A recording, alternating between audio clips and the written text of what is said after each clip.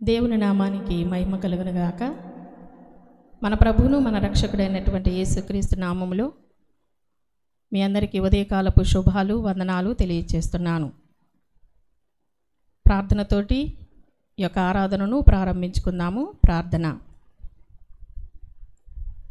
మా స్తుతులకు కారణభూతుడు అయినటువంటి నా ప్రియ పరలోకపు తండ్రి, నీకు వెలలేని వందనాలు, స్తుతులు, స్తోత్రములు చెల్లిస్తున్నాను దేవా.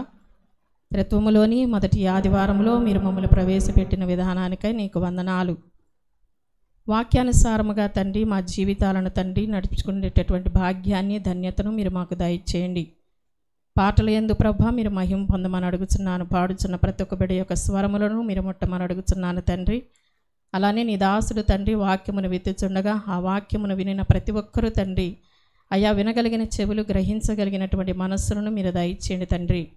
అయ్యా ఇదిగో ప్రభా, మరి ప్రతి ఒక్కరు కూడా ఈ వాక్యము ద్వారా ఆదరణ పొందులాగా మీరు కృప చూపించమని అడుగుతున్నాను. ఈ యొక్క యూట్యూబ్ ఛానల్ను కూడా తండ్రి మీరు ఆశీర్వాదకరముగా, దీవెనకరముగా మీరు చేయమని అడుగుతున్నాను తండ్రి. అనేక మంది ప్రభా ఈ వాక్యాన్ని వినాలి ప్రభా. వినటువంటి వారు నీ ఆధ్యాత్మికంగా ఎదగడానికి మీరు కృప చూపించమని అడుగుతున్నాను. ఎవరెవరు ఈ అవసరతలతో ఉండి నాయన ఈ యొక్క ఆరాధనలో పాల్గొన్నారో ఆ వారి యొక్క అవసరతలను, అక్రతలను ప్రభ మీరు తీరుస్తారని నమ్ముతూ ఇతర దీవెనలు, ఆశీర్వాదాలు మీరు మాకు దయచేయమని యేసు పరిశుద్ధ నామమున వేడుకొని ప్రార్థిస్తున్నాను తండ్రి. ఆమేన్.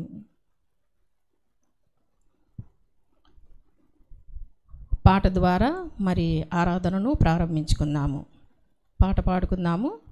మన మధ్యలో ఉన్నటువంటి అమృత గారు కూడా వచ్చి మరి పాటలో పాడతారు.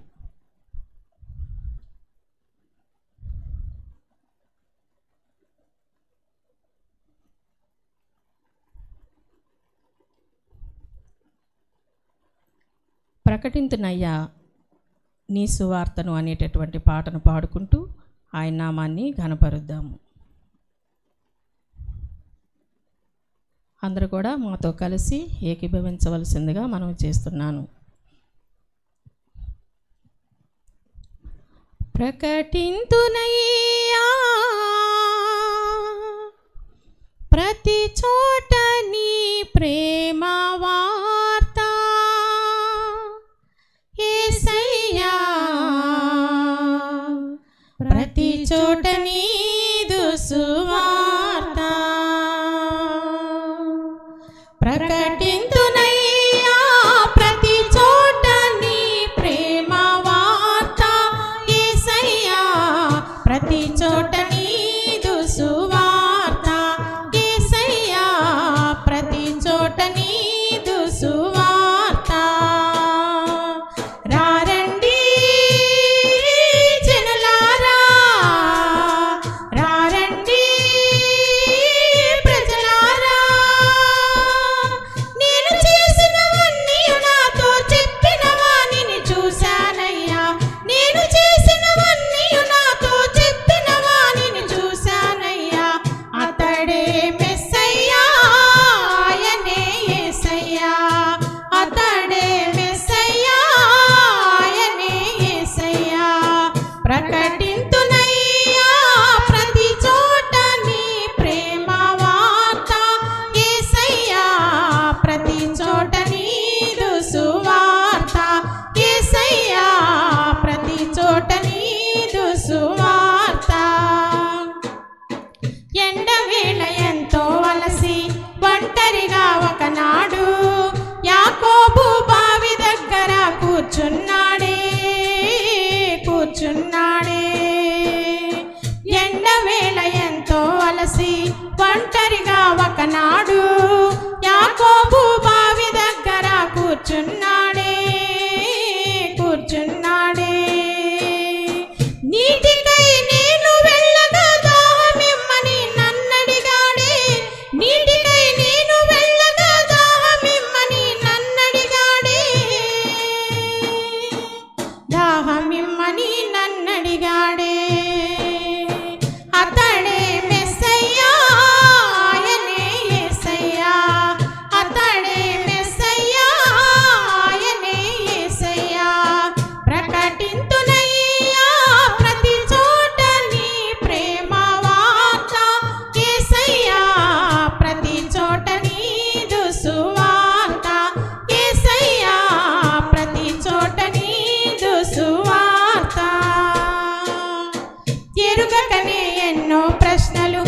ఎదురుగానే నడిగానే విసుకకని వినయముతో వివరంగా చెప్పాడే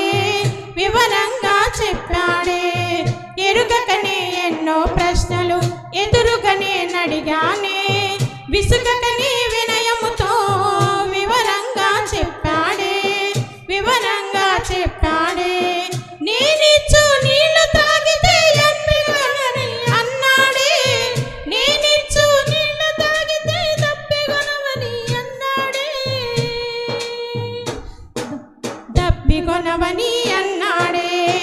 అతడే మెస్సయ్యా ఆయనే యేసయ్యా అతడే మెస్సయ్యా ఆయనే యేసయ్యా ప్రకటింతునయ్యా ప్రతి చోట నీ ప్రేమ వార్త యేసయ్యా ప్రతి చోట నీదు సువార్త యేసయ్యా ప్రతి చోట నీదు సువార్త జీవజలము తానన్నాడే జీవము తానన్నాడే ఆ జలములు తాగాలంటే పాపపు కొండను విడువాలంట మనము విడువాలంట జీవజలము తానన్నాడే జీవము తానన్నాడే ఆ జలములు తాగాలంటే పాపపు కొండను విడువాలంట మనము విడువాలంట ఆ కొండను వదిలి ఆయన సాక్షిగా నేనొచ్చానే ఆ కొండను వదిలి ఆయన సాక్షిగా నేనొచ్చానే ఆయన సాక్షిగా నేనొచ్చానే అతడే మెస్సయ్యా ఆయనే యేసయ్యా అతడే మెస్సయ్యా ఆయనే యేసయ్యా ప్రకటింతునయ్యా ప్రతి చోట నీ ప్రేమ వార్త యేసయ్యా ప్రతి చోట నీదు సువార్త యేసయ్యా ప్రతి చోట నీదు సువార్త రారండి జనులారా రారండి ప్రజలారా నేను చేసినవన్నీ నాతో చెప్పిన వాణిని చూశానయ్యా నేను చేసినవన్నీ నాతో చెప్పిన వాణిని చూశానయ్యా అతడే మెస్సయ్యా ఆయనే యేసయ్యా అతడే మెస్సయ్యా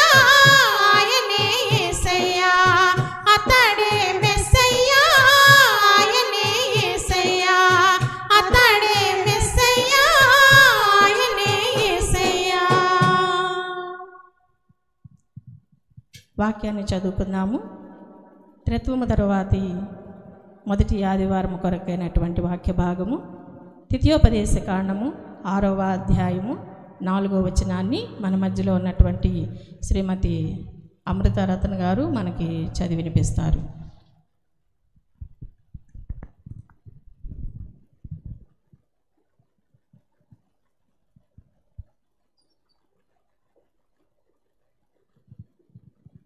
దేవుని స్తోత్రములు. మీ అందరికి వందనాలు.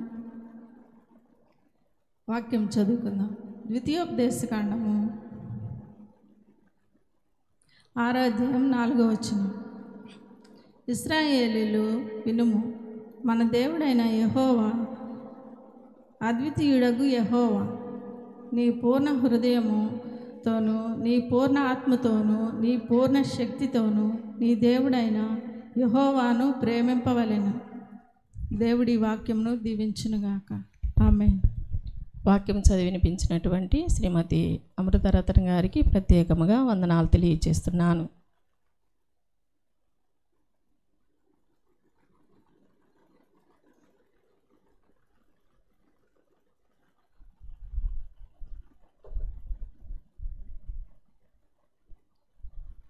వాక్యంలోనికి వెళదాము.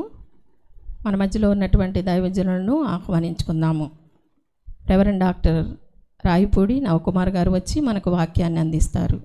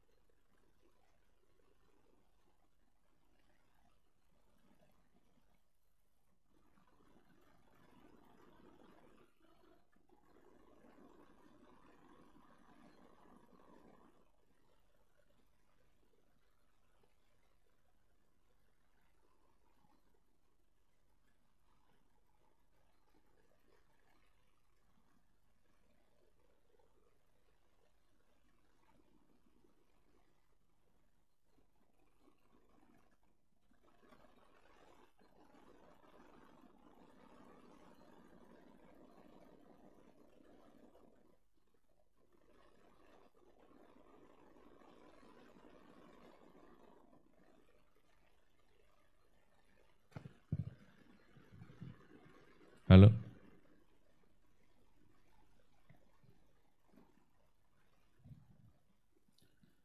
మన తండ్రి అయిన దేవుని నుండి ప్రభువైన యేసుక్రీస్తు నుండి కృపయు సమాధానములు మీ అందరికీ కలుగునుగాక.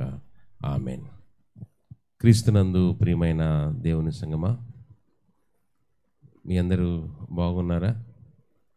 బాగున్నారని తలుస్తూ ఉన్నాం. వేసవికాలం అయిపోతూ ఉంది. జూన్ మాసంలోకి వచ్చాం. త్రిత్వం తర్వాతి మొదటి ఆదివారంలో మనం ప్రవేశించాం. ఈ వాక్యము చాలా ప్రత్యేకమైనటువంటి మాటలు. దేవుని వాక్యాన్ని ధ్యానం చేసుకుందాం. దానికి ముందుగా మరి మీరందరూ ఈ నిరీక్షణ ధారావాహిక అనేటటువంటి ఈ యూట్యూబ్ ఛానల్ ద్వారా మమ్మల్ని ప్రోత్సాహపరుస్తున్నందుకు మీకు హృదయపూర్వక వందనాలు తెలియజేస్తూ ఉన్నాం. అలాగే చూసిన ప్రతి ఒక్కరూ లైక్ చేయండి, షేర్ చేయండి, సబ్స్క్రైబ్ చేయండి. మీ వ్యక్తిగత ప్రార్థన అవసరతలకు ఆ స్క్రీన్ మీద కనబడుతున్నటువంటి నెంబర్కి ఫోన్ చేయండి, ప్రార్థన సహకారం తీసుకోండి. అలాగే ఈ పరిచర్య అభివృద్ధి కొరకు మీరు కూడా మాతో సహకరించాలని మనవి. వాక్యాన్ని ధ్యానం చేసుకుందాం. ద్వితీయోపదేశకాండము 6వ అధ్యాయము 4వ వచనములో, ఇశ్రాయేలు వినుము. ఈ మాట దేవుడైనటువంటి యెహోవా దైవజనుడైనటువంటి మోషే ద్వారా యావత్ ఇశ్రాయేలు జాతికి, ఇశ్రాయేలు సంఘానికి తెలియజేస్తున్నటువంటి మాట. ఈ భాగాలలో ఉన్నటువంటి అంశము దేవుని వాక్యాన్ని శ్రద్ధగా వినుట. ప్రియ దేవుని బిడ్డలారా, ఒకప్పుడు పెద్దవారు అంటే మనకంటే వయసులోను అనుభవంలోను మనకంటే పెద్దవారు ఏదైనా చెప్పినప్పుడు చిన్నవారు ఆ మాటను వినేవారు. అయితే రాను రాను ఏమైందంటే ఒకప్పుడు పెద్దవారు, పంతులు గారు, పాదిరి గారు, అలాగే మామగారు, మరి భర్త గారు ఏదైనా చెప్పినప్పుడు వినేవారు. కానీ ఇప్పుడు ఆ కానిలోనే ఉంది ఎంతో హాని. ఇప్పుడు ఎలాగున్నారంటే ఇవాళ వినేవారు తక్కువ, చెప్పేవారు ఎక్కువ. ఆ రోజుల్లో ఒక 20 సంవత్సరాల క్రితం మాస్టర్ గారు వచ్చి వాక్యం చెబితేనే సంఘము అనుమతించేవారు, ఆలకించేవారు, అంగీకరించేవారు, ఆశీర్వదించబడేవారు. నేటి దినాల్లో పాదిరి గారే రావాలా, ఆయనే చెప్పాలా, ఆయనే చెబితేనే మేము వినాలా అన్నట్టుగా ఏదో 4 మాటలు అంటించుకొని అద్దెకు తెచ్చుకొని 4 మాటలు చెప్తున్నారు. కాబట్టి చెప్పేవాళ్ళు ఎక్కువైపోయారు. దేవుడు ఎందుకు ఈ మాటలు చెబుతూ ఉన్నాడు అని అంటే, ఈ సందర్భాన్ని మనం ఒకసారి గమనించాలి. దేవుని ప్రజలైనటువంటి ఇశ్రాయేలీయులు ఐగుప్తు దేశం నుంచి బయలుదేరి కనాను దేశానికి వస్తూ ఉన్నారు. వస్తున్నటువంటి తరుణములో ఇది దేవుడు ఇశ్రాయేలీయులకు వెల్లడి చేసుకున్న విధానం. ఎందుకంటే ఈ 40 సంవత్సరాల ప్రయాణ మార్గంలో మొదటి తరం దాదాపుగా మరణించారు, కాలగర్భంలో కలిసిపోయారు. మొదటి తరం అంటే ఐగుప్తు దేశాన్ని చూసినవారు, ఐగుప్తు దేశంలో బానిసత్వాన్ని అనుభవించినవారు, కష్టము, నష్టము, ఇరుకు, ఇబ్బంది, వ్యాధి, బాధ అనేటటువంటి వాటిని చవి చూసినటువంటి వారు, అనుభవించినటువంటి వారు. ఆ తరమంతా కాలగర్భంలో వెళ్ళిపోయింది. ఇక ఈ 40 సంవత్సరాల్లో దాదాపుగా కొత్త జనరేషన్, సెకండ్ జనరేషన్, 2వ తరము వచ్చేసింది. కాబట్టి వీళ్ళకి ఐగుప్తు కష్టాలు తెలియదు, నష్టాలు తెలియదు, బానిసత్వం అంటే ఏంటో తెలియదు, పస్తు అంటే తెలియదు. మనం చిన్నపిల్లలు అప్పుడు ఒక 20-30 సంవత్సరాల క్రితం ఫలానా వాళ్ళ ఇంట్లో జరగట్లేదు, వాళ్ళు పస్తున్నారు, మేము పస్తున్నాం అని చెప్పేవాళ్ళు. కానీ ఇప్పుడు వారికి ఆ పదాలు అసలు తెలియదు. ఇబ్బంది, పస్తు ఉండటం అనేటువంటిది తెలియదు. కాబట్టి సెకండ్ జనరేషన్ ప్రజలు కష్టపడి పని చేయకుండానే దేవుడు వారికి మన్నా ఆహారం చేత పోషిస్తూ ఉన్నాడు. పగటి వేళ మేఘపు స్తంభముగాను, రాత్రివేళ అగ్ని స్తంభముగాను దేవుడు వారిని నడిపిస్తూ ఉన్నాడు. ఈ నడిపించే తరుణములో వీరికి దేవుని పట్ల శ్రద్ధ తగ్గిపోయింది, దేవుని వాక్యం పట్ల ఆసక్తి ఒరిగిపోయింది. అందును బట్టి దైవజనుడు గద్దిస్తూ ఈ మాట చెబుతున్నాడు, ఇశ్రాయేలు విను. ఎందుకయ్యానంటే మనం సేవించే దేవుడు అద్వితీయుడగు యెహోవా. అద్వితీయుడు అంటే ద్వితీయము కానిది. ఇది ద్విగు సమాసం లేకపోతే ద్వంద్వ సమాసం అయి ఉండవచ్చు. ఎప్పుడో 7th క్లాస్ 10th క్లాసులో చదువుకున్నాం. అద్వితీయుడు అంటే ఇక రెండవ ఛాన్స్ కానీ, చాయిస్ కానీ, వాయిస్ కానీ లేదు. ఎందుకు ఈ మాటలు చెబుతున్నాడంటే ఈ 40 సంవత్సరాల ప్రయాణంలో ఇశ్రాయేలీలు 40 మజిలీలలో ఆగారు. ఇది ఖండాంతర ప్రయాణం. ఐగుప్తు దేశం అంటే యూరప్ ఖండంలో ఉంది. కనాను దేశం ఏషియా ఆసియా ఖండంలో ఉంది. కాబట్టి ఖండాంతర ప్రయాణంలో 40 సంవత్సరాల ప్రయాణంలో 40 మజిలీలలో స్టాప్ అన్నమాట. 40 స్థలాలలో వారికి ఇతరుల ప్రజలను చూచినప్పుడు వారి దేవుళ్ళు, వారి దేవతలు, వారి యొక్క అలవాట్లు వీరికి కొద్దిగా అంటుకున్నాయి, అంటించుకున్నారు. ప్రియ దేవుని బిడ్డలారా, ఏ అలవాటైనా అంటించుకుంటేనే వస్తుంది, అద్దెకు తెచ్చుకుంటేనే వస్తుంది. కొంతమంది ఏమయ్యా దేవుని సన్నిధికి రావట్లేదు, దేవుని వాక్యాన్ని వినట్లేదు, దేవుడు నిన్ను ప్రేమిస్తున్నాడు, దేవుడు నిన్ను పిలుస్తున్నాడు అంటే ఏం చెబుతారంటే, అయ్యగారు నాకు సిగరెట్ అలవాటు ఉందండి, రోజుకు 2 లీటర్ల సారా తాగుతానండి, దేవుడు వచ్చి ఆ సిగరెట్ అలవాటు తీస్తే, దేవుడు వచ్చి ఆ సారా సీసా తీస్తే అప్పుడు నేను దేవుని దగ్గరికి వస్తానండి అంటారు. నేనంటాను, ఏవయ్యా యేసయ్య వచ్చి సారా సీసా నీకు ఇచ్చాడా, లేకపోతే సిగరెట్ పెట్టి కొనుక్కొని నీకు తెచ్చాడా? కదా, యేసయ్య ఏమి తెచ్చి నీకు సారా సీసా ఇవ్వలేదే, మరి ఆయన తీసేదేంది అంటే ప్రజలు అతి తెలివి చేత మాట్లాడుతూ ఉంటారు. ప్రియ దేవుని బిడ్డలారా, ఈ ప్రజలు కూడా సెకండ్ జనరేషన్ కదా, వీళ్ళకి ఇబ్బంది అంటే, ఇరుకంటే, అసలు కష్టం అంటే ఏందో తెలీదు. కష్టపడకుండానే వీరి జీవితం, లైఫ్ స్టైల్ సాఫీగా సాగుతూ ఉంది. కష్టపడాల్సిన పని లేదు, పని చేయటానికి ప్రయాణం చేయాల్సిన పని లేదు. మంచి ఏసీ కోచ్లో ప్రయాణిస్తున్నట్టుగా దేవుడు వారిని నడిపిస్తూ ఉన్నాడు. పగటి వేళ మేఘపు స్తంభము, రాత్రి వేళ అగ్ని స్తంభముగా ఉండి చక్కగా వారిని పోషిస్తూ ఉన్నాడు. ఇక కొద్ది కాలానికి కనాను దేశంలో చేరతారు. ఆ చేరటానికి అబ్బాయి మీరు చేరబోయే దేశములో మీరుండాలంటే దేవుని మాట వినాలి అని మోషే సెకండ్ జనరేషన్కి, 2వ తరం వారికి 2వసారి చెప్తూ ఉన్నాడు. కనుక దీనిని ద్వితీయోప అనగా 2వసారి ఉపదేశిస్తూ ఉన్నాడు. అదనమాట. ప్రియ దేవుని బిడ్డలారా, ఇక వాక్యాన్ని చాలా జాగ్రత్తగా మనం ధ్యానం చేద్దాం. ఇది స్థలము ఎక్కడ ఈ సంఘటన సందర్భం జరిగిందంటే యోర్దాను యువతలనున్న అరాబా అనగా మోయాబు దేశము. The last stop in Israel journey. ఇక ఇది చివరి స్టాప్ అన్నమాట. మీకు అనేక సార్లు చెప్పాను, ఐగుప్తు దేశం నుంచి కానానుకు అంటే మన భాషలో చెన్నై నుంచి అనుకుందాం, లేదా ఇంకా క్రింద కన్యాకుమారి నుంచి అనుకుందాం. అక్కడ నుంచి కన్యాకుమారి నుంచి చెన్నై వచ్చి, చెన్నై నుంచి మధ్యలో స్టాప్స్ వచ్చి విజయవాడ రావాలి. విజయవాడ ఈ కృష్ణా జిల్లా కనాన్ దేశం అనుకుందాం. అయితే ఈ లాస్ట్ స్టాపు ఏంది, తాడేపల్లి మనకుంది.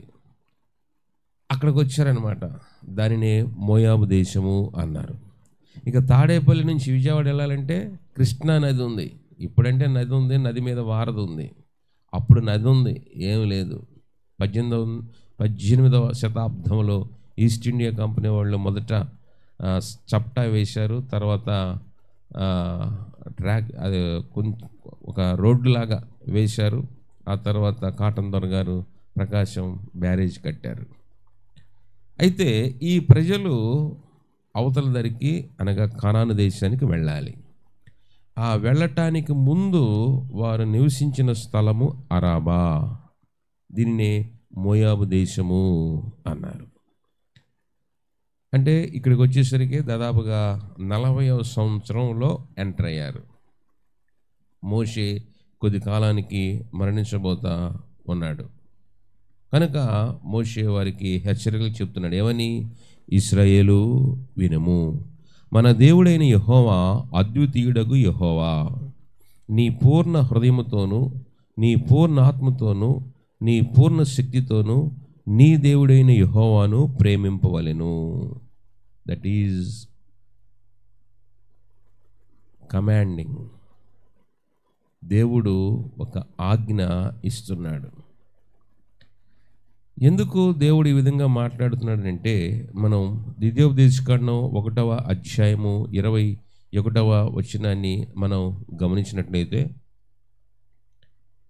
1వ అధ్యాయము 21వ వచనాన్ని మనం గమనించినట్లయితే, ఇదిగో నీ దేవుడైన యెహోవా ఈ దేశమును నీకు అప్పగించెను. నీ పితరుల దేవుడైన యెహోవా నీతో సెలవిచ్చినట్లు దానిని స్వాధీనపరుచుకొనుము. భయపడకము, అధైర్యపడకమని నీతో చెప్పితిని. ప్రియ దేవుని బిడ్డలారా, ఇదిగో నీ దేవుడైన యెహోవా ఈ దేశమును నీకు అప్పగించెను. ఈ ఆజ్ఞలో ఆ దేశములో వారు ప్రవేశించాలన్నా, ఆ దేశములో వారు నివసించాలన్నా దేవుడు ఒక వార్నింగ్ బెల్ లాగా ఒక హెచ్చరిక చెప్తున్నాడు. ఏమని? ఇశ్రాయేలు విను, దేవుని మాట విను. అంటే వీళ్ళు ఏం చేస్తున్నారంటే, కనాను దేశంలో కనానీయులు, హెవీలు, ఎబీసీలు ఎంతోమంది ఉన్నారు. ఈ 40 సంవత్సరాల ప్రయాణంలో అనేక మంది ప్రజలను చూశారు. వాళ్ళ లైఫ్ స్టైల్ ఎలాగుంటుందంటే, పుట్టినప్పుడు ఒక దేవుడు, పెళ్ళికి ఒక దేవుడు, వ్రతానికి ఒక దేవుడు, చచ్చిపోయినప్పుడు ఒక దేవుడు, దినానికి ఒక దేవుడు. అంటే దేవుళ్ళు మారుతూ ఉంటారు. క్రైస్తవేతరుల భక్తికి, క్రైస్తవుల భక్తికి ఎలాగుంటుందంటే, పుట్టినప్పుడు అదే దేవుడు, పెళ్ళికి అదే దేవుడు, చావుకు అదే దేవుడు, సమాధికి అదే దేవుడు, దినానికి అదే దేవుడు, ఏం మారడం. అయితే క్రైస్తవేతరుల లైఫ్ స్టైల్ చూసి ఈ క్రైస్తవులు వాళ్ళ జబ్బును అంటించుకుంటా ఉన్నారు. వాళ్ళకి ఛాయిస్ ఉంది, వాయిస్ ఉంది. ఆ గుడికే పోవాలనే నియమం లేదు, ఆ ఊరికే వెళ్ళాలనే నియమం లేదు. కానీ మనకు అలా లేదు. దేవుడు ఒక్కడే, అద్వితీయుడగు యెహోవా. ఇక దేవుళ్ళు 2-3 లేరు, ఒకే దేవుడు, అద్వితీయుడు అనగా ద్వితీయము కానిది. కాబట్టి క్రైస్తవ భక్తికి నో చాయిస్, నో వాయిస్, చెప్పింది వెంటనే, అంతే. ప్రియ దేవుని బిడ్డలారా, ఇక ఈ తరం వచ్చే సమయానికి చెప్పాను కదా, సేమ్ ట్రెండ్ నేటి కూడా ఎలాగున్నారు. ఒకప్పుడు పెద్దాళ్ళు చెప్తే పంతులు గారు, పాదిరి గారు, భర్త గారు, మామగారు, బావగారు వాళ్ళు చెబితే అన్నారు. ఇవాళ పంతులు గారికి పాఠం చెప్పే బ్యాచ్. ప్రియ దేవుని బిడ్డలారా, అందుకని దేవుడు ఏం చేస్తున్నాడంటే, ప్రజలు ఎప్పుడైతే వాక్యం వినటం మానివేశారో, ప్రియ దేవుని బిడ్డలారా, దేవుడు చెప్పటం ఆపివేశాడు. జాగ్రత్తగా అర్థం చేసుకోవాలి. అందుకే పెద్దోళ్ళు దున్నే ఎద్దునే పొడుస్తారట. ఎవరికి చెప్తారు? వినేవాళ్ళకి చెప్తారు, విననటువంటి వాళ్ళకి చెప్పరు. వీళ్ళు వినటం మానివేశారు, దేవుడు చెప్పటం మానివేయడు. దేవుడు చెప్పటం మానివేస్తే సృష్టి లయ ఆగిపోతుంది. అర్థమవుతుందా? ఇదే మాట మనం సమూయేలు మొదటి గ్రంథం 3వ అధ్యాయం 1వ వచనంలో మనం ఆ మాట చూస్తాం. ఏమని చూస్తాం? ఒకసారి చూద్దాం. సమూయేలు గ్రంథం 3వ అధ్యాయము 1వ వచనం.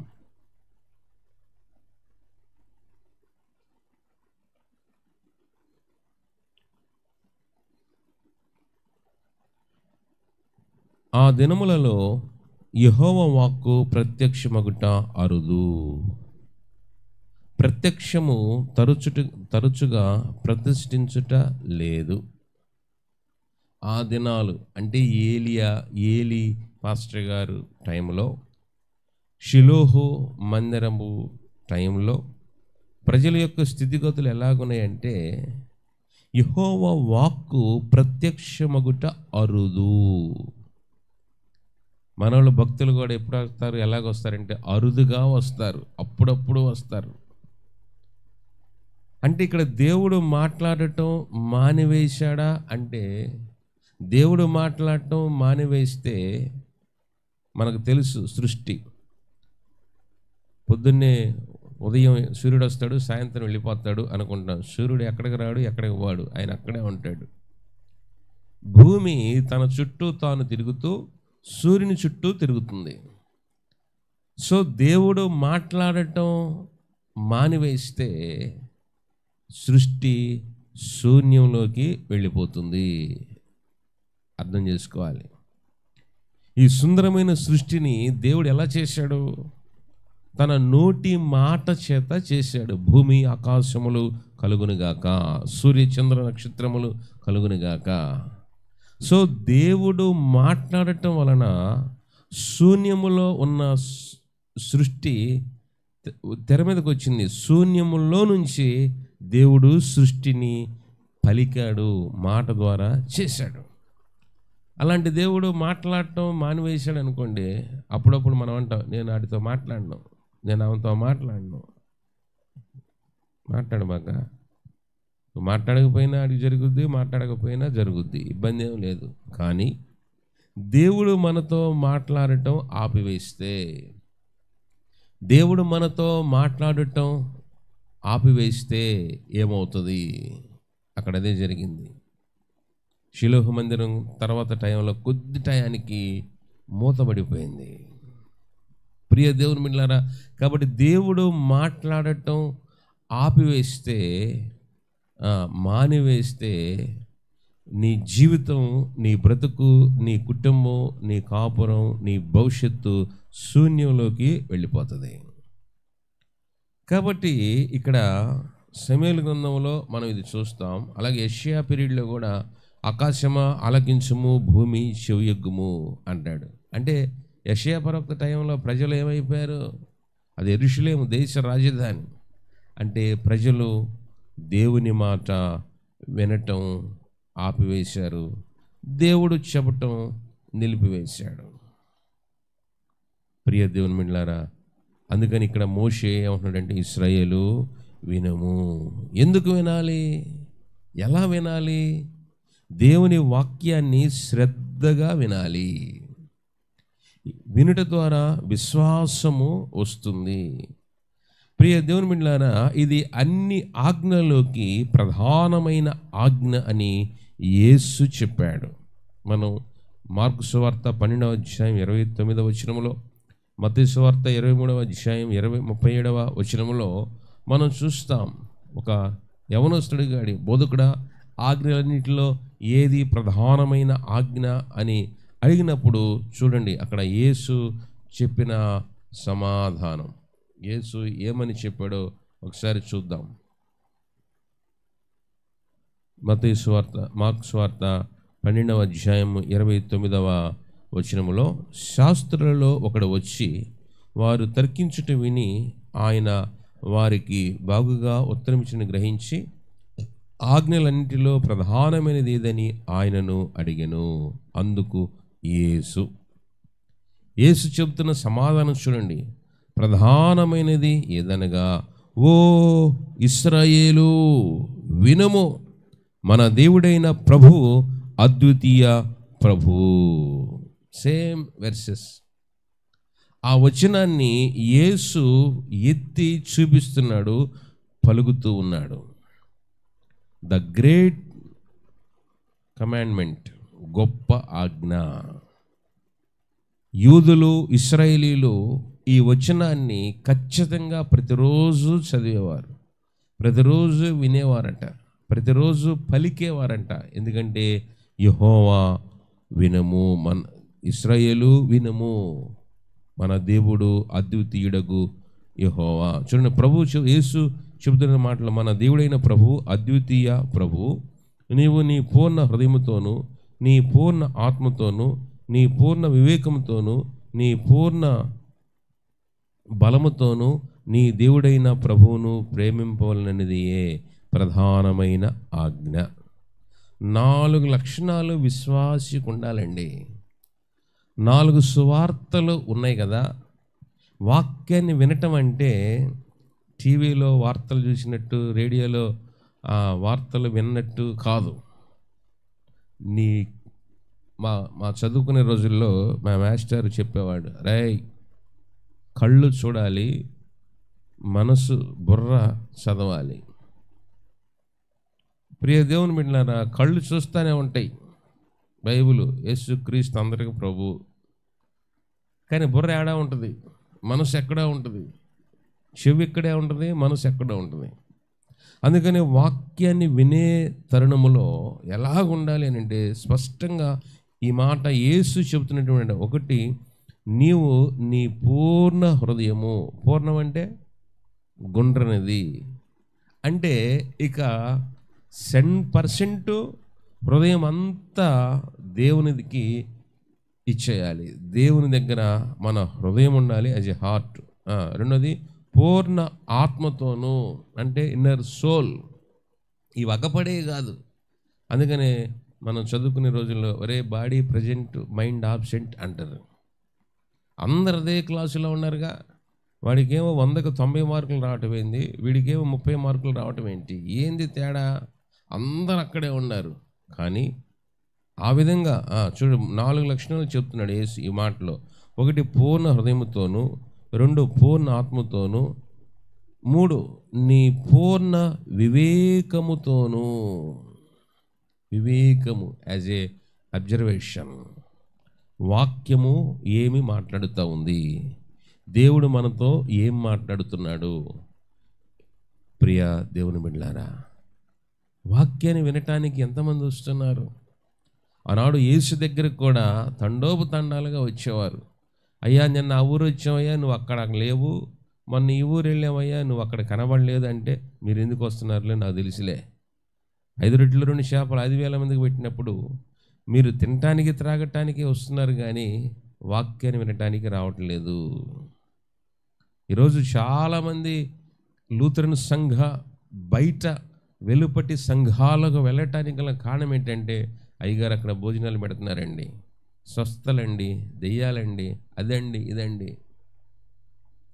ప్రియ దేవుని బిడ్డలారా, కాబట్టి వివేకం, ఈ వాక్య నడిపింపు వలన, ఈ వాక్యము, ఇక్కడి వాక్యము వినుట వలన మనము దేవుని రాజ్యంలోనికి వెళ్ళగలుగుతామా అనేటటువంటి ఒక మోరల్ వాల్యూస్, స్పిరిచువల్ వాల్యూస్ అనేటటువంటివి లేకుండానే, తెలుసుకోకుండానే గొర్రెల మందలాగా అక్కడికి తిరుగుతూ ఉంటారు.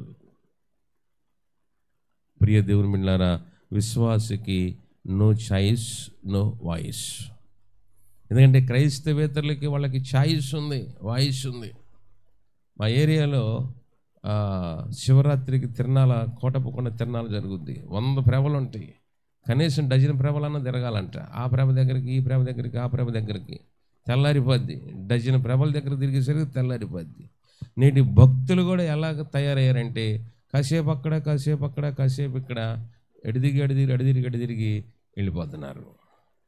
అందుకని ఆ లక్షణాలు ఇశ్రాయేలు ప్రజలకి అంటుకుంటూ ఉన్నాయి. అందుకని మోషే వారికి హెచ్చరిక చేస్తున్నాడు, బాయ్ భక్తి చేయటం ఏముంది, క్రైస్తవులు భక్తి చేయటం పెద్ద లెక్క కాదు, పెద్ద గొప్ప కాదు. ఎందుకంటే క్రైస్తవులు చేసే భక్తి కంటే క్రైస్తవేతరులు చేసే భక్తి పెద్దది, గొప్పది అంటలా. క్రైస్తవేతరులు ఎంతో నిష్ఠతోనూ నియమంతోనూ ఉంటారు. 40 రోజులు వాళ్ళు నల్ల డ్రెస్ వేసుకుంటారు కదా. స్త్రీ భోజనం పెట్టినా తినరు, స్త్రీతో మాట్లాడరు. సరే మాట్లాడవచ్చు అనుకోండి, అంత నిష్ఠతో ఉంటారు. 40 రోజులు ఇంటికి వెలుబట్టే ఉన్నట్టుగా ఉంటారు. చల్లనీటి స్నానం చేస్తారు, మంచిదే. కానీ ఆ భక్తి వారిని మోక్షానికి, వైకుంఠానికి తీసుకెళ్తుందా అంటే తెలీదు. సో ఆ భక్తి చేయటం వల్ల నీకు ఉపయోగం ఏంది? భోజనం దొరకవచ్చు, ఎంటర్టైన్మెంట్ కావచ్చు, మ్యాచింగ్ సెంటర్ లాగా పెళ్లి చూపులకు పోతారు కొంతమంది యవనస్తులు. ప్రియ దేవుని బిడ్డలారా, రకరకాల ప్రజలు. అయితే దేవుడు చెప్తున్నటువంటి మాట, నీ పూర్ణ హృదయము, నీ పూర్ణ ఆత్మ, మూడోది నీ పూర్ణ వివేకము. వివేకం. నేను ఈ సంఘానికి వెళ్ళటం వలన నాకు సరి అయిన, క్రమమైన, సజీవమైన, స్వచ్ఛమైన వాక్యము దొరుకుతుందా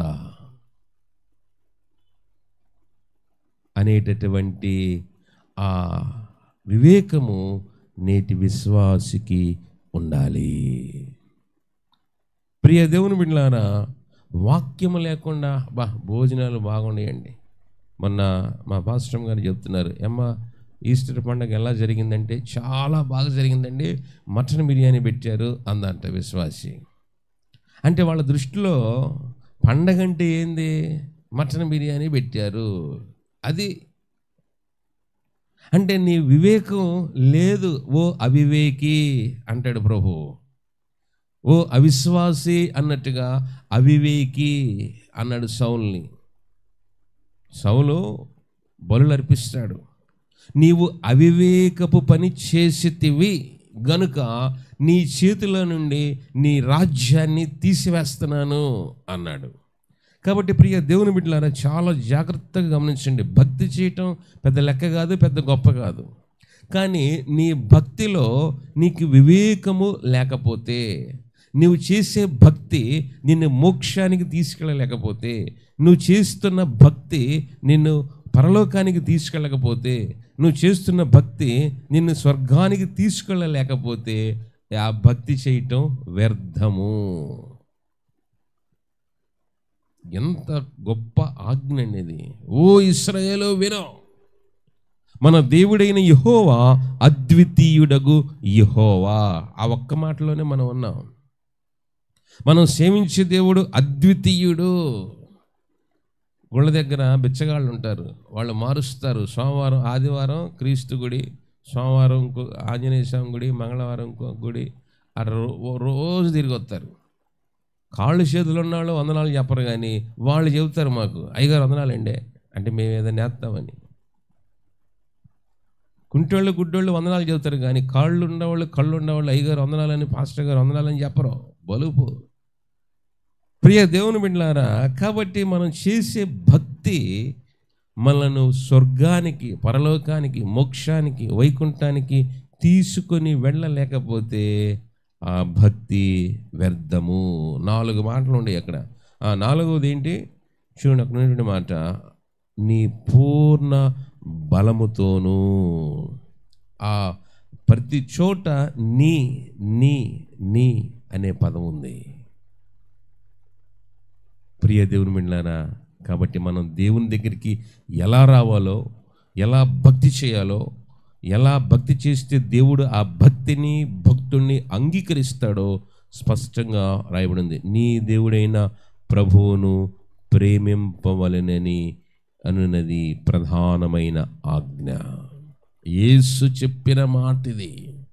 యేసు చెబుతున్నటువంటి ఆజ్ఞ ఆ జనరేషన్కి మోషే, సెకండ్ జనరేషన్కి దేవుడైన యెహోవా ద్వారా మోషే ద్వారా చెప్పిస్తే యేసు ద్వారా ఈనాడు మనం తెలుసుకోవలసినటువంటి విషయం పూర్ణ బలముతో.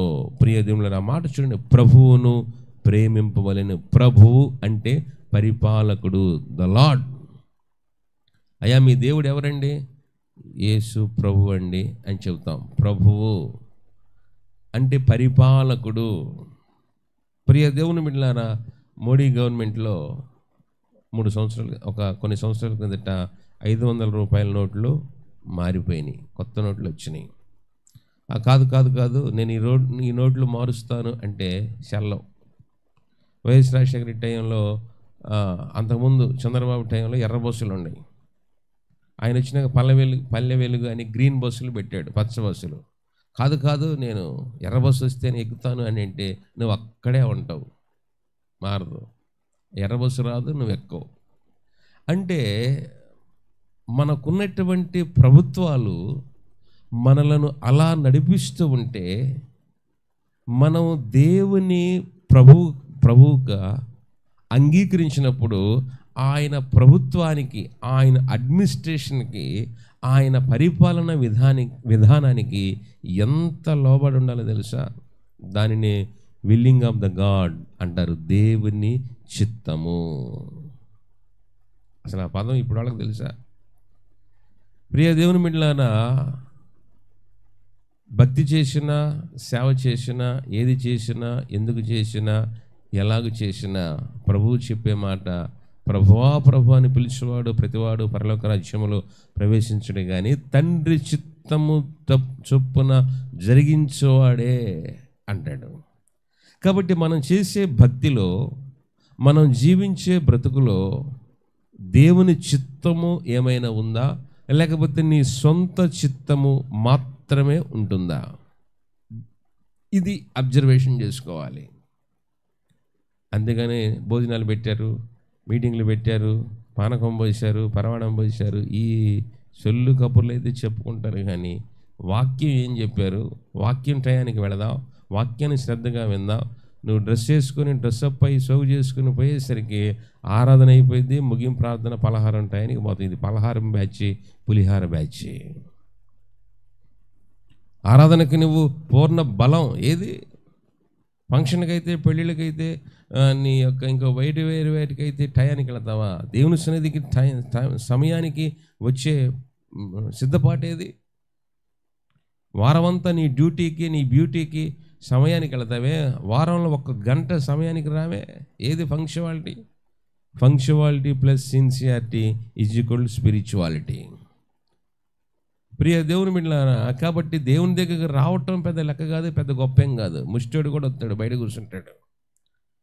కానీ మన భక్తిలో punctuality plus sincerity is equal to spirituality.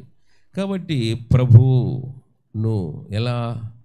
నీ దేవుడైన ప్రభువును.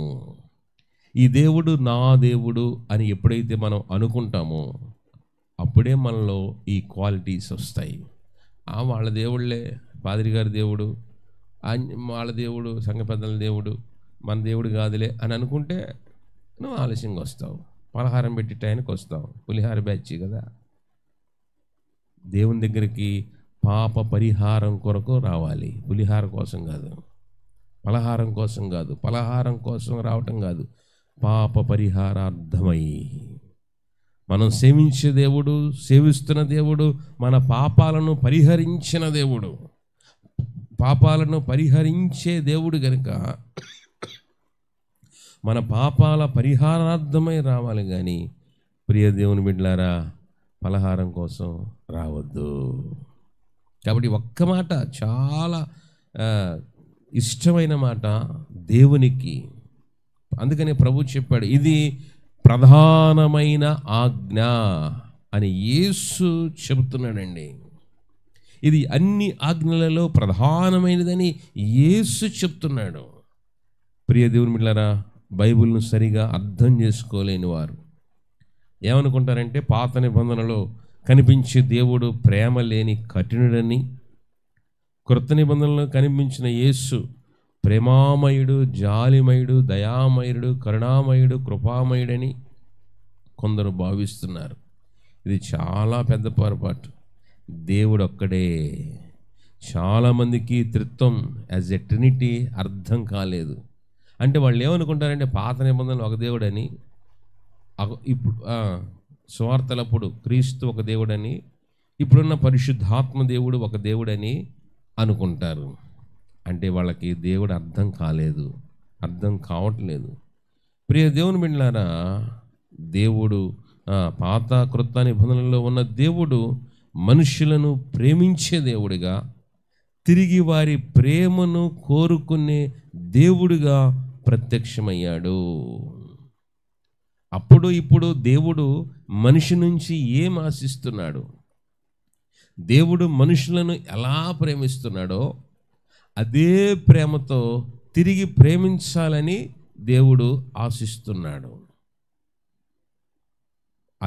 అభిలాషిస్తున్నాడు.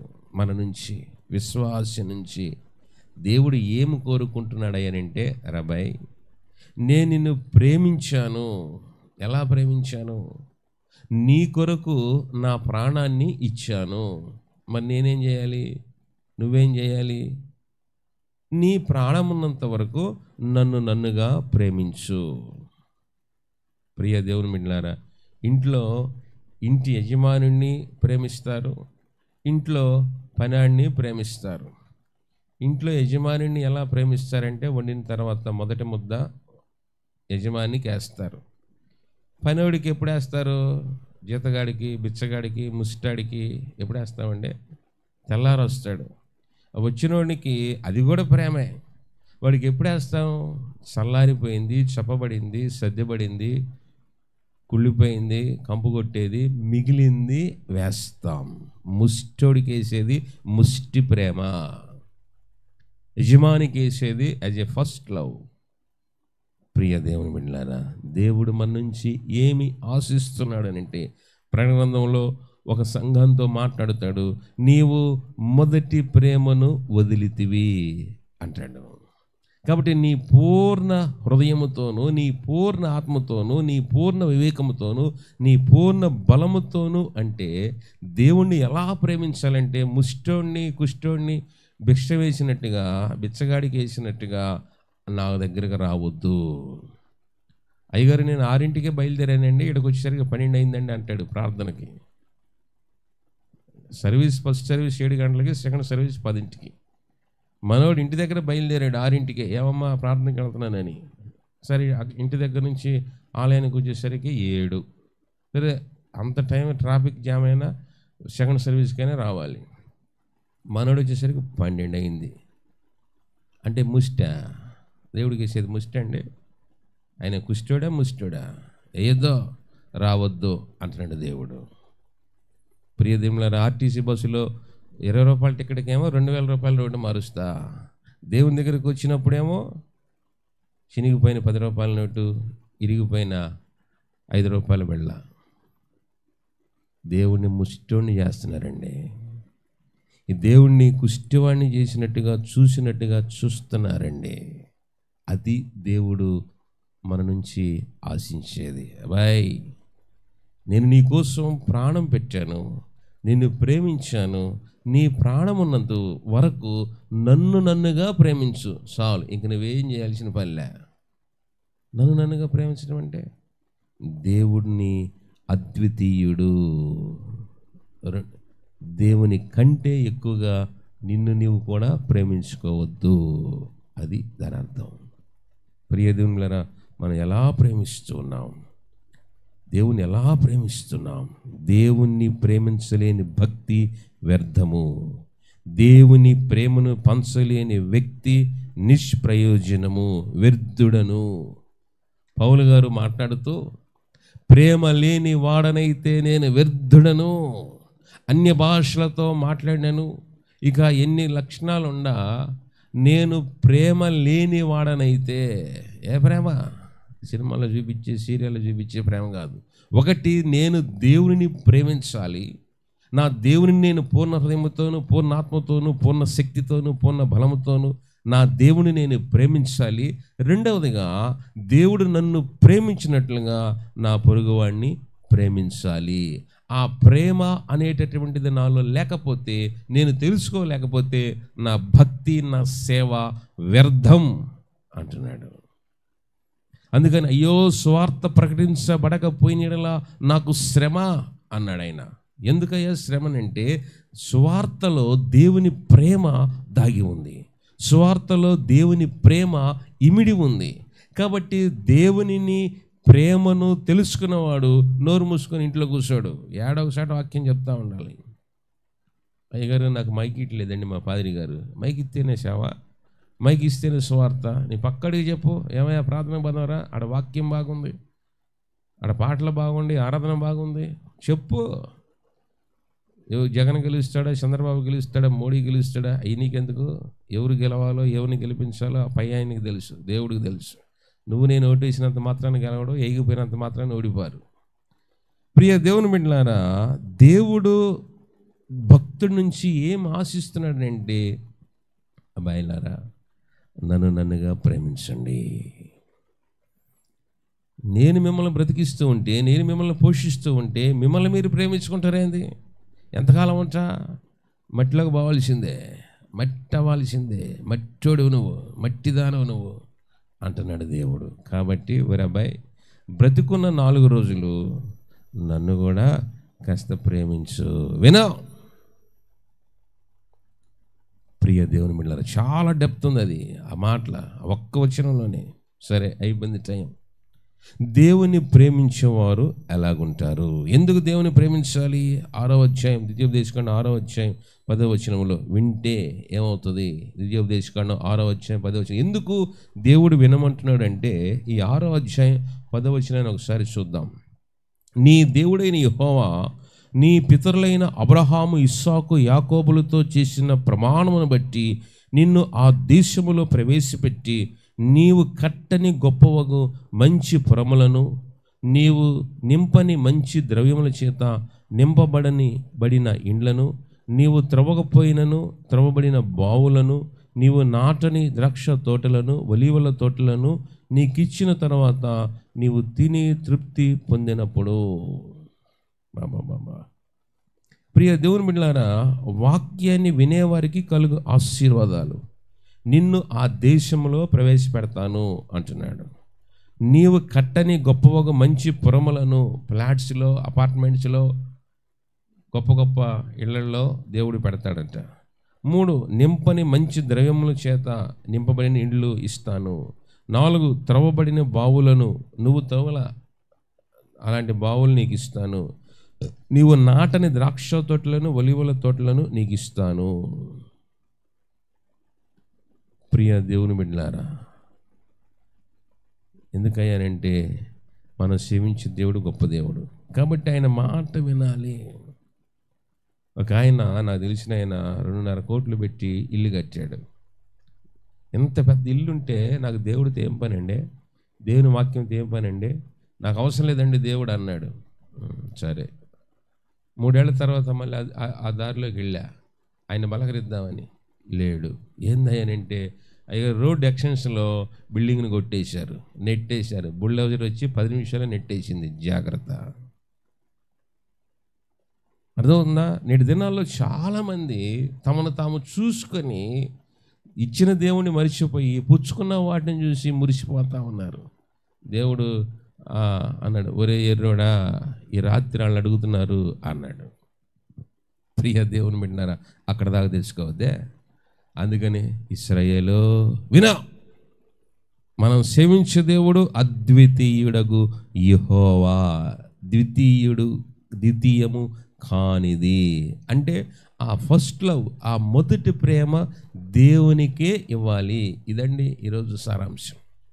ప్రియ దేవుని బిడ్డలారా, కాబట్టి దేవునిని దేవునిగా ప్రేమించే భక్తులు వారి యొక్క భక్తి జీవితం ఎలాగుంటుందో పత్రిక పాఠంలో మనం చూద్దాం. అపోస్తుల కార్యములు 4వ అధ్యాయము 32వ వచనములో, అపోస్తుల కార్యములు 4వ అధ్యాయము. ప్రియ దేవుని బిడ్డలారా, మనందరికీ తెలుసు ఇది ఆది అపోస్తుల సంఘం, మొదటి సంఘం. ఈ సంఘము యొక్క విధానము ఎలాగుందంటే, దేవునిని దేవునిగా ప్రేమించేటటువంటి భక్తుల యొక్క లక్షణాలు, దేవుని వాక్యమును విశ్వసించిన వారిలో, శ్రద్ధగా వినేవారిలో కనబడే లక్షణాలు ఎలాగుంటాయంటే చూద్దాం. 4వ అధ్యాయము అపోస్తుల కార్యములు 32వ వచనం. విశ్వసించిన వారందరూ ఏక హృదయమును. ప్రియ దేవుని బిడ్డలారా, నీవు శ్రద్ధగా దేవుని వాక్యాన్ని వింటే నీకేం వస్తుందో తెలుసా? ఏక హృదయము. అంటే పిల్లలు పరీక్షలు రాశారుగా, రిజల్ట్స్ వచ్చినాయిగా, తండ్రి అంటాడు, రే నువ్వు బైపీసీ తీసుకో అంటాడు. తల్లి అంటది, కాదు వాడు ఎంపీసీ తీసుకుంటాడంట అంటాడు. నువ్వేందిరంటే ఆడికి ఏ గ్రూప్ తీసుకోవాలో ఆడికి తెలియట్లా. అంటే ఏంది? ఆ ఇంట్లో, ఆ కుటుంబంలో, ఆ కాపురంలో ఎవరి దారి వాళ్ళదే, తర్వాత అది గోదారే. ఆ కుటుంబంలో, ఆ కాపురంలో, ఆ ఇంటిలో ఏం రావాలి? ఏం కావాలి? ఏక హృదయం కావాలి. ప్రియ దేవుని బిడ్డలారా, ఆ ఏక హృదయం కావాలి, రావాలంటే ఏడ నుంచి వచ్చుద్ది? ఒక సినిమా చూస్తే వచ్చుద్దా? ఒక షాపింగ్ చేస్తే వచ్చుద్దా? ఒక టూరు, సెలవులు కదా, అటు పోదాం ఇటు పోదాం అని ఒక టూర్ వేస్తే వస్తుందా? ఎలాగొస్తుంది? ఎక్కడి నుంచి వస్తుంది? పోనీ అద్దెకు తెచ్చుకుంటే వస్తుందా? అప్పు తెచ్చుకుంటే వస్తుందా? ఏక హృదయం ఎలాగొచ్చింది వారికి అని అంటే, విశ్వసించిన వారందరూ ఏక హృదయమునో. నీ బతుకులో, నీ కుటుంబంలో, నీ కాపురములో, నీ కుటుంబములో దేవుని వాక్యమును వినిన వాక్యమందు విశ్వాసం ఉంచితే కలిగేటటువంటి లక్షణం, వచ్చేటటువంటి లక్షణము ఏంటంటే ఏక హృదయము. ప్రియ దేవుని బిడ్డలారా, వాక్యం చాలా గొప్పది, టైం అయిపోతూ ఉంది కాబట్టి ఏక హృదయము అట. విశ్వసించిన వారు వినుట వలన విశ్వాసము కలుగును. ఆ మాట క్రీస్తును గూర్చిన మాట. మనం చూస్తున్న కొరింథీ పత్రికలో ఎవరి గురించి అనాలి? మోడీ గారి గురించో, జగన్ గారి గురించో, చంద్రబాబు గారి గురించో, లేకపోతే ఇక సినిమా యాక్టర్స్ గురించో, రాజకీయ నాయకుల గురించో ఈ మాటలు వింటే నీ బతుకులో విశ్వాసం రాదు, నీ కుటుంబంలో ఏక మనస్సు రాదు, ఏక హృదయం రాదు. ఏం వినాలి? కొంతమంది ఎప్పుడు వాడి సంగతి ఇట్టా, వీడి సంగతి ఇట్టా, పక్కోడు, ఎదిరింటోడు, వెనకింటోడు, వాళ్ళ సంగతులు నీకెందుకు? ప్రియ దేవుని బిడ్డలారా, ఏక హృదయం రావాలి అని అంటే ఏం చేయాలంటే విశ్వసించిన వారందరూ. కాబట్టి నువ్వు ఇంట్లో ఒక డెసిషన్ తీసుకుంటే నీ భార్య నీకు సపోర్ట్ చేయట్లేదు, నీ పిల్లలు నీకు రిపోర్ట్ ఇవ్వట్లేదు అని అంటే మీ అందరు కలిసి వాక్యాన్ని వినట్లేదు అని అర్థం. ఒకడు తూర్పు పోమంటే ఒకడు పడమర పోతాడు. ఇంట్లో భార్యాభర్తల మధ్య, కుటుంబ సభ్యుల మధ్య, అన్నదమ్ముల మధ్య, తండ్రి కొడుకుల మధ్య, తల్లి కూతుల మధ్య, తోడుకోడల మధ్య, అత్తకోడల మధ్య, కుటుంబ సభ్యుల మధ్య ఈ ఏక హృదయము రావటం లేదు, కలగట్లేదు అని అంటే ప్రియ దేవునిలారా విశ్వసించటం లేదు, క్రీస్తుని గురించిన మాట వినటం లేదు గనక ఒకరి మీద ఒకరికి విశ్వాసం ఉన్నట్లా. ఏమమ్మా ఈడు బైపీసీ తీసుకుంటానంటున్నాడు, ఈడు పాస్ అవుతాడంటవా, ఈడు ఫలానా కాలేజీలో చేరతానంటున్నాడు, ఈడు రోజు సరిగా బడికి పోతాడంటవా అంటే వాళ్ళ బిడ్డల మీద తల్లిదండ్రులకి నమ్మకం ఉండటం లేదు, విశ్వాసం కలగట్లేదు. అంటే వాళ్ళ మీద వాళ్ళకే నమ్మకం లేదు. ఇంట్లో నుంచి బయటికి వెళ్తా తాళం వేసారా లేదా 4 సార్లు చెక్ చేసుకుంటారు. తాళం వేసి తిని గడియ మరిచి తిని అన్నాడంట. తాళం వేశారు, గొళ్ళె బెట్ట మరిచిపోయారు. అట్టాగుంటుంది. ప్రియ దేవుని బిడ్డలారా, దేవుని వాక్యమును వినకపోతే నీ మీద నీకు విశ్వాసం ఎలాగొస్తుంది? అసలు నీ మీద నీకు నమ్మకం కలగకపోతే నువ్వు ఏ పని చేసినా అది వ్యర్థం. కాబట్టి మాటలు చూడండి, ఆది అపోస్తుల సంఘం విశ్వసించిన వారందరూ, ఎంత గొప్ప మాట అండి. అంటే దేవుని వాక్యాన్ని విని విశ్వాసం ఉంచినటువంటి విశ్వాసంలో ఏముండాలండి? ఏక హృదయమును. రెండవది ఏకాత్మయు గలవారై ఉండిరి. ఎవడను తనకు కలిగిన వాటిలో ఏదియు తనదని అనుకోలేదు. విశ్వాసిలో ఉండవలసిన లక్షణం ఒకటి ఏక హృదయము, రెండవది ఏక ఆత్మ. కొన్ని సంఘాల్లో చూస్తూ ఉంటాం, పాదిరి గారు ఒక పాట ఎత్తితే వీళ్ళు ఇంకో పాట ఎత్తుతారు. రేయ్ కుసా ప్రియా దేవుని బిడ్డలారా, టైం లేదు. మూడవది తమకున్నది ఏది తమదని అనుకోలేదట. బా ఎంత మెచ్యూరిటీ బిలీవర్స్ అండి. కొంతమంది దేవుని దగ్గరికి వచ్చి, అయ్యగారు నా పేరు మైకులో చెప్పలేదే, నన్ను పిలవలేదే, నేను పెద్ద ఆఫీసర్ని, 10 ఎకరాల ఆసామి, పెద్ద కులపోడిని. అయ్యెవరికి కావాలి? విశ్వాసి తెలుసుకోవాల్సిన లక్షణం ఏంటంటే, మనకున్నది ఏది కూడా మనది కాదు. అది ఆస్తి అయినా, అంతస్తు అయినా, ఉద్యోగమైనా, వ్యాపారమైనా, వ్యవసాయమైనా, ఏదైనా సమస్తము ఆయన మూలముగా కలిగెను. కలిగినది ఏది ఆయన లేకుండా కలగలేదు, కలగబోదు. ప్రియ దేవుని బిడ్డలారా, కాబట్టి దేవుడు ఏదో మన మీద దయదలిసి మనకిచ్చాడు. అది ఉద్యోగమైన, వ్యాపారమైన, ఆస్తి అయినా, ఇల్లైనా, పిల్లలైనా, ఇంకొకటైనా. అయితే అవన్నీ తగిలించుకొని దేవుని దగ్గరికి వచ్చి, ఇదిగా నేను 16 చవర్ల మెడలో దండేసుకొని గుడిలోకి వస్తే పాదిరిగా నన్ను పిలవలేదే, నా పేరు మైకులో చదవలేదే, అరేవా, అది భక్తి కాదు, భక్తుని యొక్క లక్షణం కాదు. పిశాసులీళ్ళు. ప్రియ దేవుని బిడ్డలారా, వారికి కలిగి ఉన్నదేది కూడా తమది కాదు. చూడండి, ఆ మాట ఎంత స్పష్టంగా రాశాడు. ఎవడను తనకు కలిగిన వాటిలో ఏది తనదని అనుకోనలేదు. బా ఎంత మెచ్యూరిటీ అండి. ప్రియ దేవుని బిడ్డలారా, చూడండి ఎంత స్పష్టంగా రాయించాడు పరిశుద్ధాత్మ దేవుడు. వారికి కలిగినదంతయు వారికి సమిష్టిగా ఉండిని, యాజ్ ఎ యూనిటీ. అపోస్తులు ఒక మాట చెప్పారు, అబ్బాయి మనం ఎంతకాలం ఉంటామో తెలియదు, కాబట్టి అమ్మి తీసుకొచ్చాడు పెట్టండి అని చెప్పాడు. ప్రియ దేవుని బిడ్డలారా, ఇక చూడండి, ఇదిగాక అపోస్తులు బహుబలముగా ప్రభు అయిన యేసు పునరుద్ధానమును గురించి సాక్ష్యం ఇచ్చిరి. దైవకృప అందరి యందు అధికముగా ఉండెను. ఇంట్లో ఎప్పుడైతే యూనిటీ ఉంటుందో దేవుని కృప అధికముగా ఉంటుంది. భర్త ఒకవైపు, భార్య ఒకవైపు, తల్లిదండ్రులు ఒకవైపు, పిల్లల వైపు లాగితే ఆ కృప ఉండదాడ. ప్రియ దేవుని బిడ్డలారా, చూడండి అక్కడ ఉన్న మాట. అప్పుడు ఏం చేశారంట? భూములైనను ఇండ్లైనను కలిగిన వారందరూ వాటిని అమ్మిన వాటి వెల తెచ్చి అపోస్తుల పాదముల యొద్ద పెట్టుచు వచ్చిరి. ఎంత ఒబీడియంట్ విశ్వాసులండి. ప్రియ దేవుని బిడ్డలారా, విశ్వాసుల యొక్క లక్షణం మొదటగా వినాలి, వినిన దాని యందు విశ్వాసం ఉంచాలి. విశ్వాసం ఉంచిన తర్వాత విశ్వాసిలో కలిగే మార్పు ఏంటంటే ఏక హృదయము, ఏక ఆత్మ. తమకున్నది ఏది కూడా తమదని అనుకోలేదు. ఉన్నదంతది చేంజ్ చేశారు, అపోస్తుల పాదముల యొద్ద పెట్టారు.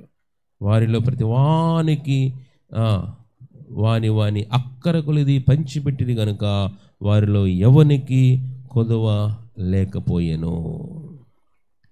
ఈ విషయంలో ప్రియ దేవునిలారా, హెచ్చరిక పుత్రుడు బర్నబా బయటకు వచ్చాడు. అందరు 1/2 సెంటు, 1/2 సెంటు, అరెకరం, 10 ఎకరం ఉంటే 100 ఎకరాల ఆసామి ఎవరైనా బర్నబా. లాస్ట్లో మనోడు వచ్చాడు. మరే ఈ అరెకరమోడు, 1/2 ఎకరమోడు అమ్మి, అపార్ట్మెంట్ అమ్మి తీసుకొచ్చి శిష్యుల దగ్గర పెడితే,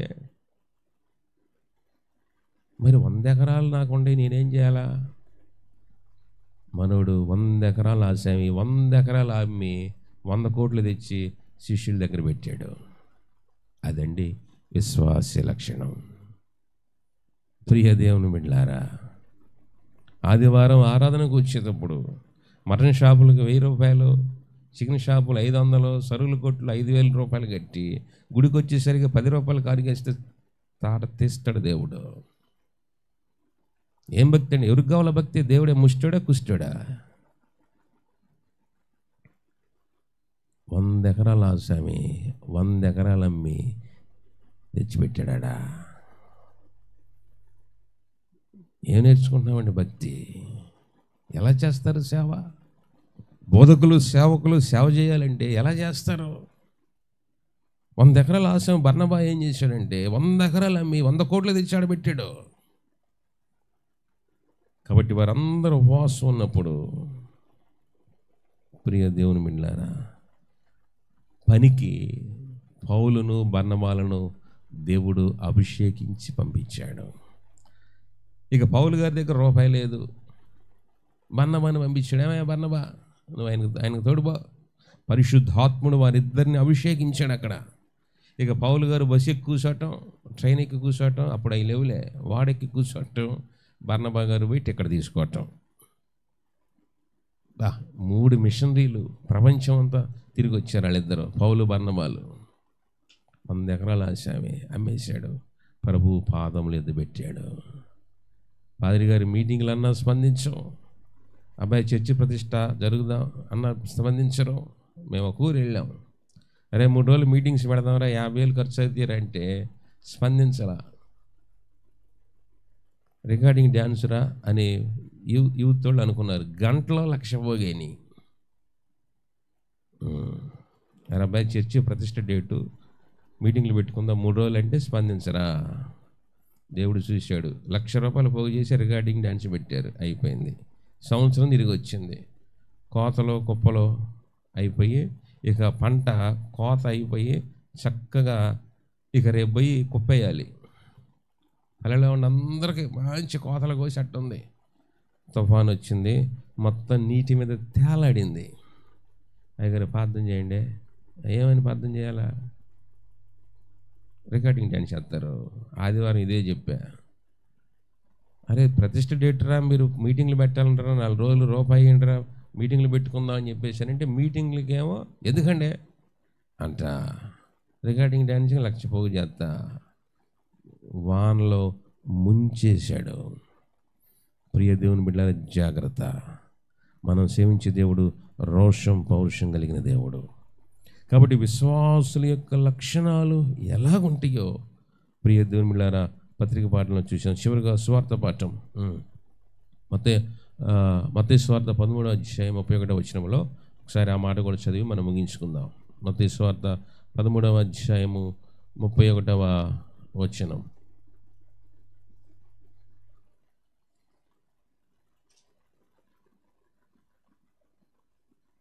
దేవుని రాజ్యము,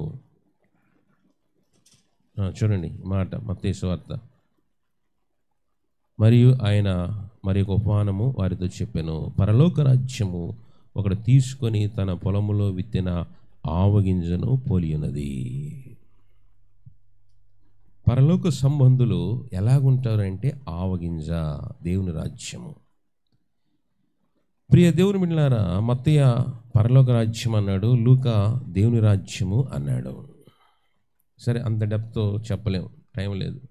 పొలములో దాచబడిన అన్నాడు. పొలము అంటే లోకమునకు సాదృశ్యం. లూకా తోటలో అని రాశాడు. తోట అంటే దేవుని రాజ్యమునకు సాదృశ్యం. పొలము అంటే లోకము, తోట అంటే దేవుని రాజ్యము. ఒక్కొక్క స్వార్థికుడు ఒక్కొక్క రకంగా రాశాడు. అంటే 2 ఒకటే మనం అర్థం చేసుకోవాలి. ఆవగింజ విశ్వాసముతో విశ్వాస సంబంధము కలిగినది ఆవగింజ. ప్రభు అందుకన్నాడు, అరబాయ్ నీకు ఆవగింజంత విశ్వాసం ఉంటే ఈ కొండ వెళ్ళి అవతల పడమంటే పడుద్ది అన్నాడు. ఒక ఆమంట కొండ ఎదురు కూర్చొని, అయ్యా ఈ కొండ ఎత్తి అవతల పడేయ్యా అంటుందంట. అంటే కొండలాంటి బండలాంటి సమస్యలు, కొండలాంటి బండలాంటి కష్టములు, నష్టములు నీలో ఆవగింజంత విశ్వాసం ఉంటే కొండేళ్ళు అవతల పడమంటే పడుద్దంట. ఎంత గొప్ప మాట. కాబట్టి పక్షులు అన్నాడు, అనగా అపవిత్ర ఆత్మలు. ఆవగింజలను విశ్వాసం లేకుండా పక్షులు వచ్చి వాటిని ఎత్తుకొని పోతాయి. అంటే అపవిత్రాత్మలు, దురాత్మలు ఎత్తుకెళ్ళిపోతాయి వాక్యాన్ని. కాబట్టి ఆ దేవుని వాక్యము అనే విత్తనం మన హృదయము అనే పొలములో పడినప్పుడు మనం విశ్వాసం ఉంచాలి.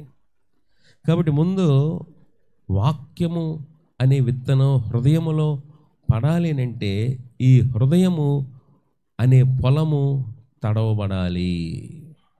పశ్చాత్తాప హృదయముతో, దేవా నేను పాపిని అనే తగ్గింపు మనస్సుతో, పశ్చాత్తాప హృదయంతో ప్రార్థించి తడిపినప్పుడు వాక్యం అనే విత్తనం పొలంలో పడితే అది మొలుసుద్ది.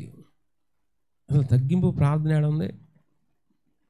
మన నూతన సంఘంలో 3 పాఠాలు లెసన్ కార్డ్స్ ముందే ఇస్తాం. సంవత్సరానికి సరిపడే సిలబస్ ఇస్తారు. ఛాలెంజ్. ప్రపంచంలో ఏ చర్చి వాళ్ళు ఆ లెసన్స్ ఎవరో ఏం చేయమని, నువ్వు వారం అంతా చదువుకొని రమ్మని. ఏడకొచ్చి చదువుకుంటే నీకు అసలు అర్థం కాదు, ఎక్కదో.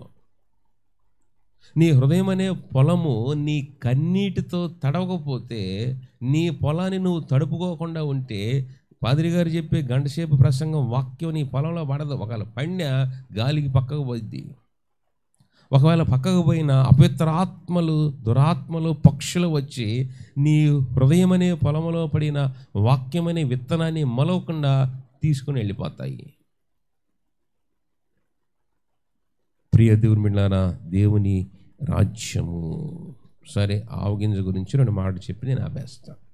ఎందుకు ఆవగింజతో దేవుడు పోలుస్తున్నాడంటే, ఆవగింజ గురించి కొన్ని లక్షణాలు. 1, ఆవగింజ బండలలో కూడా ఎదుగుతుంది. రాతి నేల మీద కూడా అది మొలుస్తుంది. బండ మీద, కొండల మీద కూడా ఈ ఆవగింజ చెట్లు మొలుస్తాయి. ప్రియ దేవుని బిడ్డలారా, కరుడుగట్టిన తీవ్రవాదిలో కూడా వాక్యమనే విత్తనం పడితే వాడు మారుతాడు. వాక్యం చెప్పి మార్చాలి కానీ భోజనాలు పెట్టి ఇంకోటి పెట్టి జనాలు మార్చాలంటే వాళ్ళు నిలబడరు, వెళ్ళిపోతారు. నువ్వు వాక్యం చెప్పు, పడుంటారు విశ్వాసులు. విశ్వాసికి కావలసింది వాక్యమే. నువ్వు వాక్యం అనే విత్తనం చెప్పకుండా భోజనాలు పెట్టి అవి పెట్టి ప్రియ దేవుని బిడ్డలారా, బండలలో కూడా ఆవగింజ మొక్క మొలుస్తుంది, ఎదుగుతుంది. కాబట్టి నువ్వెంత కడుగట్టిన తీవ్రవాదిలాగా కట్టుకున్న భార్యను ప్రేమించలేని, కడుపును పుట్టిన పిల్లలను దగ్గరగా తీయలేని, సారా సీసా వైపు, సారా కొట్టు వైపు, సాని కొట్టు వైపు వెళ్ళేటటువంటి వారిని కూడా మార్చగలిగిన శక్తి, సత్తా దేవుని వాక్యానికి ఉంది. ఆవగింజ లక్షణం రాతి నేల మీద కూడా మొలుస్తుంది, ఎదుగుతుంది. దేవుని వాక్యం అనే విత్తనం నీ హృదయంలో పడాలి. పడుతుంది, నువ్వు లేచిన తర్వాత దులుపుకొని పోతుంటివే. తడుపుకొని రావాలి హృదయాన్ని. నీ హృదయాన్ని తడుపుకోకుండా, తడవకుండా వస్తే ప్రతి వారం పాదిరి గారు గంటసేపు అరిసి చించుకొని చెప్పిన నీ బతుకులో ఒక్క మార్పు కూడా రావట్లేదని అంటే నీ హృదయాన్ని తడవట్లేదు, తడుపుకోవట్లేదు. పిడికిడి విత్తనాలు పట్టుకొని కన్నీటితో విత్తువాడు ఆనంద గానములతో పరల మోసుకొని వచ్చును అని ఉంది. కాబట్టి కన్నీటితో విత్తాలి. ఏది హృదయంలో నీ వాక్యమనే విత్తనం పడట్లేదు, మొలవట్లేదు, ఎదగట్లేదు అని అంటే కన్నీరు లేదు, పశ్చాత్తాప హృదయం, తగ్గింపు స్వభావం లేదు. ఆవగింజ లక్షణం 2వది, దళసరి గలది, అంటే గట్టిది. అది నొక్కి చూడండి, దోసకాయ నొక్కినా, టమాటా నొక్కినా, ఇంకోటి మామిడికాయ నొక్కినా కూడా చేతిలో పెట్టుకొని పిసికితే అది నలిగిపోయిద్ది, మెత్తబడిద్ది, సొట్టబడుద్ది. ఏమండే, టమాటా ఎంత ఉంటుంది, మామిడికాయ ఎంత ఉంటుంది, అరిచేతికి ఉంటుంది. ఆవగింజ ఎంత ఉంటుంది, దాన్ని నొక్కు అది పగిలిద్దేమో చూద్దాం. గట్టిది, నొక్కితే ఒత్తితే కునిగిపోయే విశ్వాసం కాదు. కొంతమంది భక్తులే పాటకు మైకి లేదనుకోండి, ఇక రారు, రాబాక ఎవడమ్మన్నాడు ఎన్నో. కొంతమంది భక్తులు మైకులో పేరు చెప్పకపోతే రారు, అవి అంత తాలు బ్యాచేపా. ఒక్కొక్కడి ఇంట్లో 10 బస్తాలు ధాన్యం వేసుకుంటాడు, ఒక్కొక్కడు 100 బస్తాలు పొట్టు వేసుకుంటాడు. నాకు 100 మంది విశ్వాసులండి, నడిచి తిరుగుతూ ఉంటాడు. అది ఎవడికి కావాలి సేవ? 10 మంది విశ్వాసులండి, కారులో తిరుగుతూ ఉన్నాడు. అది ఆ సంఘం గొప్పదా, ఈ సంఘం గొప్పదా? దేవుడికి కూడా తాలు బ్యాచ్ అవసరం లేదు. గట్టిత్తనాలు 4 విశ్వాసులు చాలు, గుంపు అవసరం లేదు. ప్రియ దేవుని బిడ్డలారా, కొంతమంది విశ్వాసులు నొక్కితే నలిగిపోతారు. దేవుడు నొక్కుతాడు, కొన్ని సందర్భాల్లో సాతాను నొక్కుతాడు. ఆ నొక్కులకి పడిపోకూడదు. ఈ ఆవగింజ నొక్కిన ఒత్తిన ఇది కృంగదు, నలగదు. ఆవగింజ గట్టిగా అలాగే ఉంటుంది, దాని క్వాంటిటీని పోగొట్టుకోదు. విశ్వాసి కూడా తన క్వాలిటీని పోగొట్టుకోకూడదు. సమయం అయిపోతుంది. ప్రియదేవుని, మూడవదిగా ఆవగింజ యొక్క లక్షణం, మూడవదిగా పరిపూర్ణత ఉంది. అంటే ఒక చిన్న ఆవగింజ ఆ మొక్కని పెద్ద వృక్షాన్ని వృద్ధి చేయగల సత్తా ఆవగింజకుంది. కాబట్టి నీ ఒక్కడి విశ్వాసం నీ కుటుంబ దశను దిశను మారుస్తుంది. నాలుగవదిగా పరిస్థితులకు లొంగదు. ఈ ఆవగింజ వాతావరణం పొడిగా ఉన్నా తడిగా ఉన్నా ఎదుగుతుంది. అన్ని మొక్కలు తుఫానుకి కొట్టుకుపోయినా ఆవగింజ మాత్రం తుఫాన్లో ఇరిగిపోదు, ఒరిగిపోదు, ఎండిపోదు, మురిగిపోదు. ఆవగింజ లక్షణం. అందుకనే దేవుని రాజ్యము దేనితో పోలుస్తాను? ఆవగింజతో పోలుస్తున్నాడు. అంటే యేసు స్థాపించినప్పుడు ఈ సంఘము 12 మంది శిష్యులే, బిలీవర్స్ లేరు ఆయనకి. యేసు స్థాపించినప్పుడు సంఘము 12 మందే. 12 మందిలో ఒకడు పోయాడు, యోధ. ప్రియ దేవులారా, అది ఆవగింజ. కానీ ఈ రోజున ప్రపంచ జనాభా 700 కోట్ల మందికి పైగా ఉంటే 400 కోట్ల మందికి పైగా క్రైస్తవులు. దట్ ఈజ్ ఆవగింజ. కాబట్టి ప్రియ దేవులారా, ఈరోజు నీ భక్తిలో వాక్యం అనే విత్తనం మొలిస్తే నీ సెకండ్ జనరేషన్, నీ థర్డ్ జనరేషన్ వచ్చేసరికి అది ఎదుగుతుంది, ఫలిస్తుంది, వర్ధిల్లుతుంది. చాలా అందుకనే ఇశ్రాయేలు వినో, మన దేవుడైన యెహోవా అద్వితీయుడగు యెహోవా. విందామా వాక్యాన్ని? వాక్యాన్ని వింటే లక్షణాలు ఎలాగుంటాయో పత్రిక పాఠంలో చూసాం. ఏక మనసుతో ఉన్నారు. స్వార్థ పాఠంలో ఎలాగవుతామో చూసాం. వర్ధిల్లుతుంది. కాబట్టి ఈరోజు ప్రియ కుమారుడా, కుమార్తె, ప్రియ సహోదరుడి, సహోదరుడా, వాక్యమనే విత్తనం, ఆవగింజ లాంటి వాక్యమనే విత్తనం నీ హృదయం అనే పొలములో విత్తుకుంటే నీ సెకండ్ జనరేషన్, థర్డ్ జనరేషన్ వచ్చేసరికి పెద్ద వంశంగా ఎదుగుతుంది, వర్ధిల్లుతుంది. అలా వర్ధిల్లబడుటకు పరిశుద్ధాత్మ దేవుడు సహాయం చేయనుగాక. ఆమెన్. సమస్త జ్ఞానం మించిన దేవుని సమాధానం యేసుక్రీస్తు వలన మీ హృదయములకు తలంపులకు కావలి ఉండి నడిపించునుగాక. ఆమెన్. ప్రార్థన. పరిశుద్ధుడా, ప్రేమగల తండ్రి, ఇదిగోనైనా ఇశ్రాయేలు వినము. ఆనాడు వినేవారు తక్కువయ్యేవారు, చెప్పేవారు ఎక్కువయ్యారు.